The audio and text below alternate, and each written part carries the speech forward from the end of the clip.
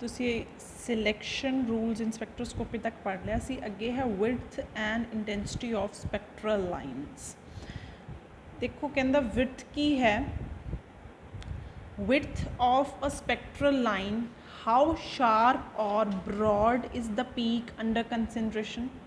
Intensity की है, spectral line indicates how strong or weak it is। ठीक है, ਅਸੀਂ ਕੀ ਕਰ ਰਹੇ ਹਾਂ, ਅਸੀਂ ਸਪੈਕਟ੍ਰੋਸਕੋਪੀ ਪੜ੍ਹ ਰਹੇ ਹਾਂ। ਸਪੈਕਟ੍ਰੋਸਕੋਪੀ ਵਿੱਚ ਤੁਹਾਨੂੰ ਪਤਾ ਹੈ ਸਾਡੇ ਜਿਹੜਾ ਮੈਟਰ ਹੈ ਉਸਦੀ ਇੰਟਰੈਕਸ਼ਨ ਹੋਏਗੀ ਰੇਡੀਏਸ਼ਨਸ ਨਾਲ, ਉਸ ਤੋਂ ਬਾਅਦ ਸਾਨੂੰ ਬੈਂਡਸ ਸ਼ੋ ਹੋਣਗੇ ਜੋ ਸਾਡਾ ਫਾਈਨਲ ਪ੍ਰੋਡਕਟ ਜਾਂ ਰਿਜ਼ਲਟ ਹੈ ਜਿਸ ਤੋਂ ਅਸੀਂ ਨੋਨ ਅਨਨੋਨ ਸੈਂਪਲ ਨੂੰ ਪ੍ਰੋਪਰ ਆਈਡੈਂਟੀਫਾਈ ਕਰਨਾ ਹੈ। ਠੀਕ ਹੈ, ਸੋ ਜਿਹੜੇ ਉਹ ਬੈਂਡਸ ਨੇ ਉਹਨਾਂ ਨੂੰ ਅਸੀਂ ਕਿਵੇਂ ਐਕਸਪਲੇਨ ਕਰ ਸਕਦੇ ਹਾਂ ਕਿ ਉਸਦੀ ਵਿਡਥ ਜਾਂ ਇੰਟੈਂਸਿਟੀ ਕੀ ਹੈ। ਵਿਡਥ ਕੀ ਹੈ ਕਿ ਕਿੰਨਾ ਸ਼ਾਰਪ ਜਾਂ ਬਰੋਡ ਪੀਕ ਬਣੇਗੀ, ਇੰਟੈਂਸਿਟੀ ਕੀ ਹੈ ਕਿੰਨੀ ਸਟਰੋਂਗ ਜਾਂ ਵੀਕ ਬਣੇਗਾ। ਸੋ ਵਿਡਥ ਦੇ ਵਿੱਚ ਆ ਦੋ ਡਾਇਗਰਾਮਸ ਬਣੀਆਂ ਹੋਈਆਂ, ਬੜੀ ਅੱਛੀ ਤਰ੍ਹਾਂ ਵਿਡਥ ਨੂੰ ਐਕਸਪਲੇਨ ਕਰ ਰਹੀਆਂ। ਫਸਟ ਕੀ ਹੈ, ਕਹਿੰਦੇ ਸ਼ਾਰਪ ਸਪੈਕਟਰਲ ਲਾਈਨ। ਸੈਕਿੰਡ ਕੀ ਹੈ, spectral line having width. Width of a spectral line, that is how sharp or broad is the peak. This is sharp peak, this is broad peak।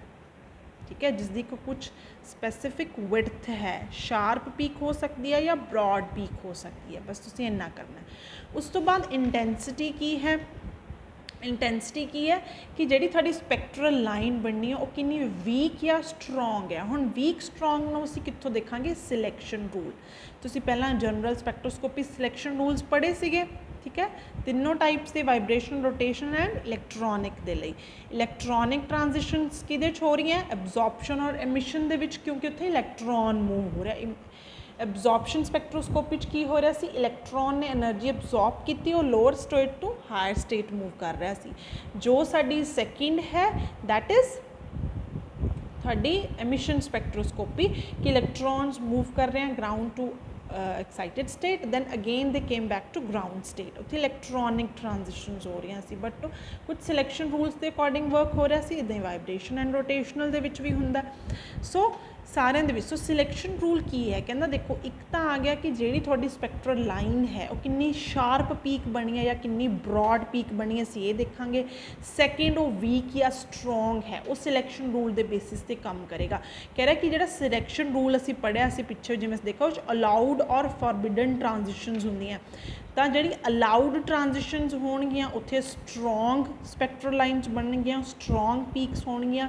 Forbidden दे विच weak या no spectral lines आउणगियां। ठीक है बच्चा, उस तो बाद आ रहा है डिग्री ऑफ फ्रीडम। ਉਹ ਕੀ ਕਹਿ ਰਿਹਾ, ਤੁਸੀਂ ਸਪੈਕਟਰਾ ਆਫ ਪੋਲੀਐਟੋਮਿਕ, ਕਹਿੰਦਾ ਕਿਸੇ ਵੀ ਸਪੈਕਟਰਾ ਨੂੰ ਰੀਡ ਕਰਨ ਤੋਂ ਪਹਿਲਾਂ ਤੁਹਾਨੂੰ ਡਿਗਰੀ ਆਫ ਫਰੀडम ਦਾ ਪਤਾ ਹੋਣਾ ਚਾਹੀਦਾ।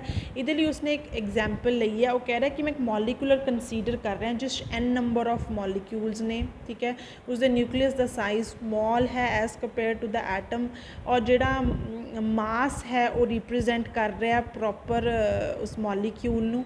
तो उस 3 टाइप दियाँ रोटेशनस हो रही हैं, एक्स वाई और जैड। उसमें उसे डिग्री ऑफ फ्रीडम बोलते हैं। Transitional motion, rotational, vibrational motion, कि कोई भी मॉलीक्यूल है वो ये कहना चाहता है कि कोई भी मॉलीक्यूल है उस ट्रांजिशनल, वाइब्रेशनल तो रोटेशनल मोशनस होंगे हैं। थानू ट्रांजिशनल, वाइब्रेशनल, रोटेशनल मोशनस का पता होना चाहिए। पिछे तुसी काफ़ी पढ़िया, इत्थे देख लियो, बहुत ज़्यादा डिटेल च नहीं जाना। ठीक है, सो की है कि 3 तरह दियाँ कोआर्डीनेशनस, 3 तरह दियाँ मूवमेंट्स आंदियाँ, उसनूं असीं डिग्री ऑफ फ्रीडम बोल दिंदे हां। 3 तरह के मोशनस आंदे हैं किसी भी मॉलीक्यूल्स दे विच, due to kinetic energy, transitional, rotational और वाइब्रेशन। बॉर्न ऑफ हॉफमैन दे विच भी तुसीं पढ़िया होएगा पिछे, है ना।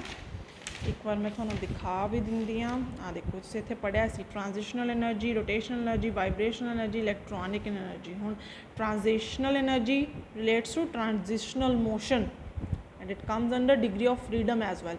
Rotational energy for rotational motion और transition, vibrational for vibrational motion और transition, electronic energy for electronic transitions. ठीक है, दिस नाउ अगे शुरू होगी थोड़ी रोटेशनल स्पैक्ट्रोस्कोपी और microwave spectroscopy. Why we called it as a microwave spectroscopy और spectra, because we used microwave or microwave radiations for rotational spectroscopy।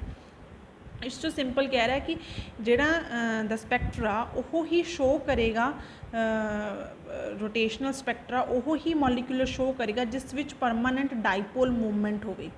ठीक है, वो की करे electric field is generated by the rotation of polar molecules. ठीक है, permanent dipole जो polar molecules होणगे ऑफ माइक्रोवेव दे पोलर मॉलिक्यूल्स होणगे सिर्फ वो ही रोटेशनल स्पैक्ट्रोस्कोपी नूं एक्सप्लेन कर सकते हैं। वो की कह रहा है की हुंदा इलैक्ट्रिक फील्ड ऑफ रेडिएशन जिहड़ियां रेडिएशनस असीं यूज़ कर रहे हैं माइक्रोवेव रेडिएशनस उसकी electric field and electric field of molecule caused by the absorption of radiation by the molecule and is promoted from lower rotational energy level to higher rotational level। ठीक है, microwaves ਨੂੰ ਅਸੀਂ matter ਦੇ ਨਾਲ interact कराया। Matter की है molecules ने वो मॉलिक्यूल्स की आ उन्हों का परमानेंट डाइपोल मूवमेंट होना चाहिए मीनस वो पोलर मॉलिक्यूल्स होने चाहिए तो वो की करनगे वो रेडिएशन जिहड़ियां है वो एनर्जी अब्जॉर्ब करनगियां एंड वो lower rotational energy level to higher rotational energy level पर मूव करनगे। फिर उत्ते इत्थे कुछ एग्जाम्पल्स भी दित्तियां हुई कि जेडे परमानेंट डाइपोल मूवमेंट शो नहीं करते मॉलिक्यूल्स उन्हां दे जो नॉन पोलर ने उन्हां दे विच रोटेशनल स्पैक्ट्रोस्कोपी पॉसिबल नहीं हैगी। ठीक है जी, जिन्हां दा परमानेंट डाइपोल मूवमेंट होएगा and they are polar in nature they will be responsible for rotational spectroscopy. ठीक है, एक्सप्रैशन नहीं करना। Selection rule for rotational spectroscopy और रोटेशनल ट्रांजिशंस तुसीं ऑलरेडी कर चुके हो। ठीक है, जे तो डोनेट करते हैं कि उसकी कुछ ना कुछ वैल्यू होनी चाहिए है दैन अलाउड ट्रांजिशनस जो हैगियां जो रूल के अकॉर्डिंगली अलाउड ट्रांजिशनस होणगियां वो ही पॉसिबल होणगियां जो फॉरबिडन ट्रांजिशनस हैं दे विल नॉट पॉसिबल। ठीक है, एंड अलाउड ट्रांजिशनस के नाल ही तुहाडे अगे स्पैक्ट्रल लाइनस बननगियां जिसनों असीं फिर इंटेंसिटी ते विड्थ के अकॉर्डिंगली फर्दर एक्सप्लेन कर सकते हैं। ठीक है बच्चा, ये जस्ट हो गया इंट्रोडक्शन अबाउट रोटेशनल स्पैक्ट्रोस्कोपी और रोटेशनल ट्रांजिशंस। ठीक है, इस चैप्टर दे विच जस्ट तुहानूं इंट्रोडक्शन के बेसिस पे करवाया होया है ना। फिर अगे आ जाता structural information for rotational Spectra जिन्ना जिन्ना मैं तुहानूं दस रही हाँ तुसीं बस इस बुक दे विचों उन्ना ही करना। The features of spectrophotometer used for microwave स्पैक्ट्रोस्कोपी।